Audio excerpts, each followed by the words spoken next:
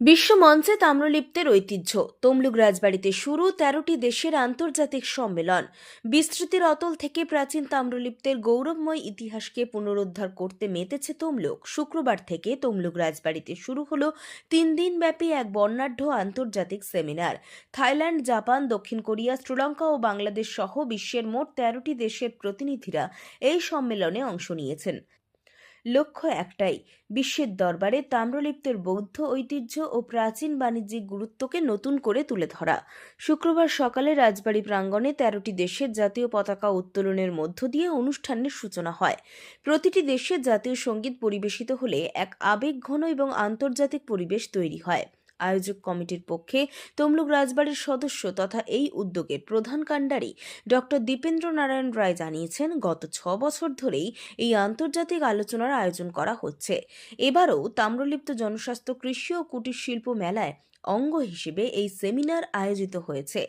ইতিহাস বলে, খ্রিস্টপূর্ব ৩য় শতাব্দীতে মৌর্য সম্রাট অশোক পাটলিপুত্র থেকে তাম্রলিপ্তে এসেছিলেন।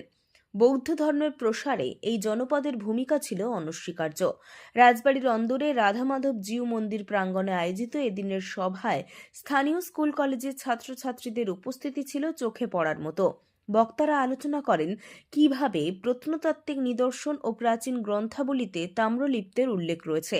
অনুষ্ঠানে উপস্থিত পশ্চিমবঙ্গের মন্ত্রী বিপ্লব রায়চৌধুরী, তিনি এই উদ্যোগের প্রশংসা করেছেন।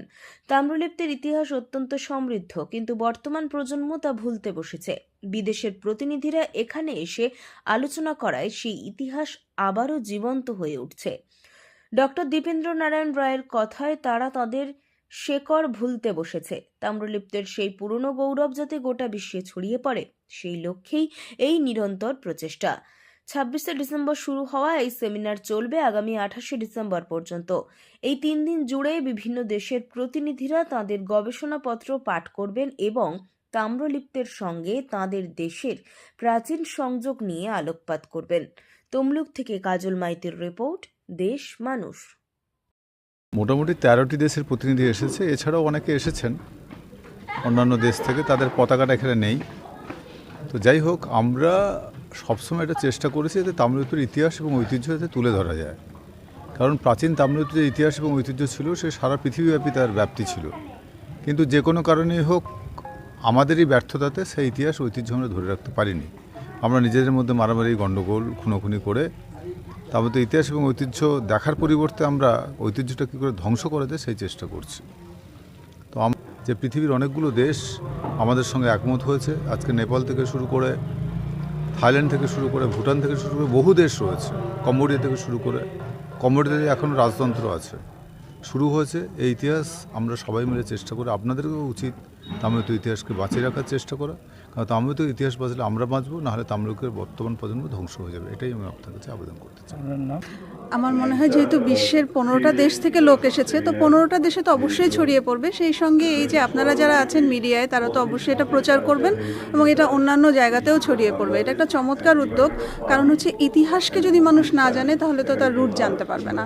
তো এই তামলুক রাজপরিবারের যে আয়োজন, আমি মনে করি এটা অনবদ্য, এবং প্রত্যেকটা রাজপরিবারই যদি এইভাবে, যারা অনেক মানে আদিমকাল থেকে আছেন, তারা যদি এভাবে কাজগুলো করেন তাহলে অনেক ভালো কিছু হবে বলে আমি আশা করি। কোন দেশ থেকে, কি নাম? জি, আপনার নাম? আমার নাম মিলি রহমান, আমি ঢাকা ইন্টারন্যাশনাল ইউনিভার্সিটির অ্যাসোসিয়েট প্রফেসর। आप बोलेंगे?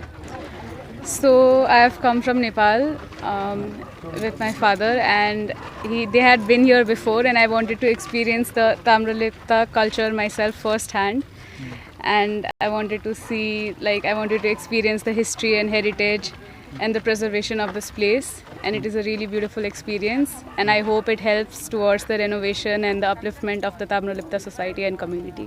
Witness karna is magical because I really like historical, I'm really into history, and India's history is so vast, and to be able to experience this one part of it, the remains of the kings, and I got to be here and talk to him, and seeing this is really beautiful for me. आपका नाम and country? My name is Rosupriti and I am from Nepal.